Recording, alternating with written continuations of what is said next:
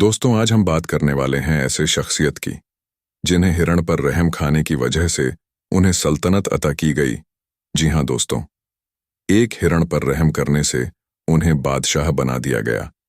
हिरण का वाकया सुनने से पहले हम थोड़ा सा उनके बारे में जानते हैं। सुबुकतगीन एक ऐसा हुक्मरान था जिसकी जिंदगी का आगाज एक गुलाम के तौर पर हुआ।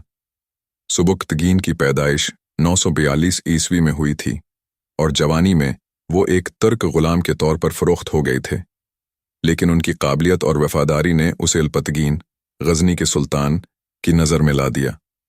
उल्पगीन ने उन्हें अपना सिपा सालार मुकर्रर किया और सुबुकतगीन ने कई जंगों में अपनी बहादुरी का मुजाहिरा किया।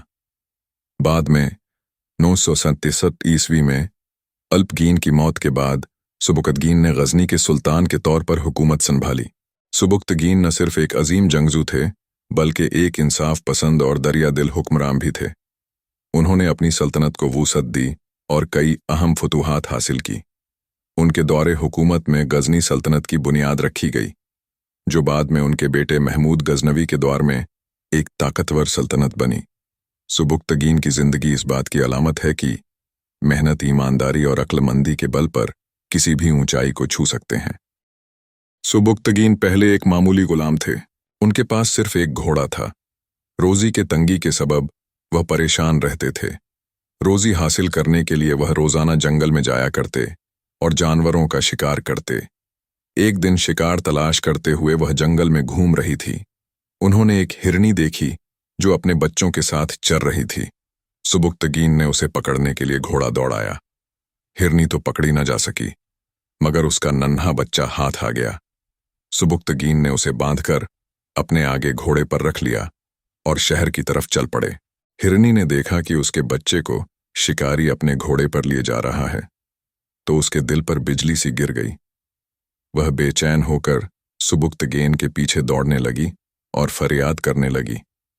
आगे आगे सुबुकतगीन घोड़ा दौड़ाए जा रहे थे। पीछे पीछे हिरनी भी सर झुकाए चली आ रही थी। उसके चेहरे पर उदासी छाई है। बच्चे की मोहब्बत में इतनी खो गई है कि उसे अपनी जान की भी परवाह नहीं। गोया वह कह रही है कि ऐ शिकारी, जब तुमने मेरे बच्चों को पकड़ लिया है तो मुझे भी मार दो, क्योंकि बच्चे के बगैर मेरी जिंदगी अजीरन है। सुबुकतगीन को हिरनी पर रहम आ गया।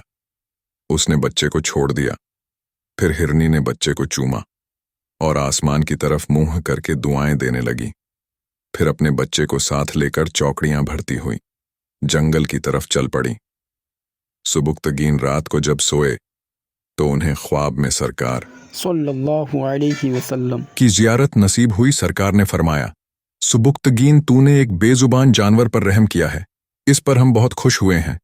अल्लाह पाक तुझे इसके बदले बादशाही आता फरमाएगा, मगर याद रखना, जिस तरह तूने इस जानवर पर तरस खाया है, यूं ही बादशाह होने के बाद अपनी रियाया पर रहम करते रहना और जुल्मों सितम से हमेशा परहेज करना। सुबुकतगीन का ख्वाब सच्चा हुआ। चुनांचे बादशाह अल्पतगेन के लड़के अबू इसहाक का जब इंतकाल हो गया तो शहर के बाअसर लोगों ने 367 हिजरी में सुबुकतगीन को बादशाही के शाही तख्त पर बिठाया और उसको अपना बादशाह करार दिया। सुबुकतगीन ने अपना शाही नाम सुल्तान नसीरुद्दीन रखा। हजरत बादशाह महमूद गजनवी सुल्तान सुबुकतगीन ही के शहजादे हैं। दोस्तों, तुम लोग हजरत गाजी मियाँ के नाम से जरूर वाकिफ होंगे।